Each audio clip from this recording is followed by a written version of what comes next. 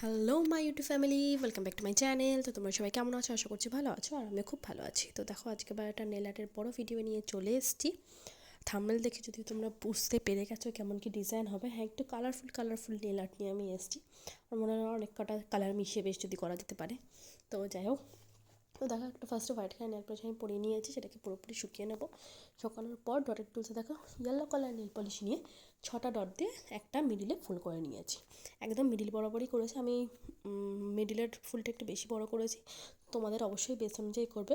পাশের দুটো ফুল কিন্তু আমি ছোটো, মানে সাইজটা একটু ছোটো করেছি। তো তোমরা কিন্তু 3টে ফুলই একই সাইজের করতে পারো, এমন কোনো ব্যাপার নেই। এরপর দেখো, ইয়েলোটা পুরোটা ভরাট করে নিয়েছি। করার পর এদিকে পিঙ্ক কালার বা রানি যে পিঙ্ক যে কালারটা হয়, সেই কালার নেল পলিশ দিয়ে 6টা ডটেরই ফুল করেছি, ছোটো ফুলটা করে নিয়েছি আর পুরোটা ভরাট করে নেব। আর ঠিক সেমভাবেই কোনাকুনি বরাবর ওপর সাইডটা রেড কালার দিয়ে 6টা ডট দিয়ে আমি ফুল করে নিয়েছি। বুঝতেই পারছো কতটা ইজি একটা ডিজাইন। তো টুথপিক দিয়ে বা দেশলাই কাঠি দিয়ে তোমরা কিন্তু ডিজাইনটা কমপ্লিট করতে পারবে, কোনো সমস্যাই হবে না। আর হ্যাঁ, কালার চয়েস সম্পূর্ণ তোমাদের ব্যাপার। আমার মনে হয় অনেক কটা কালার একসাথে করি তাহলে ভালো লাগবে, তো সেই জন্যই করা। আর লাল, হলুদ, গোলাপি সবারই একটা পছন্দের কালার, তো ওই জন্যই করলাম। এবার সম্পূর্ণ তোমাদের ব্যাপার, তোমাদের যে কালার পছন্দ হবে বা যে কালার ড্রেস পরবে সেই কালার কিন্তু তোমরা করতে পারো।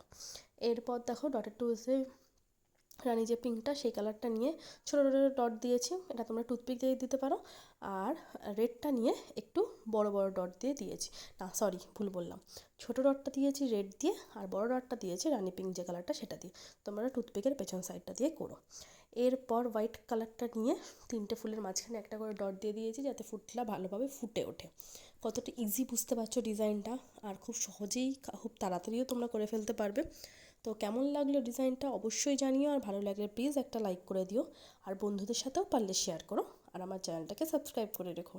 এখন টাটা।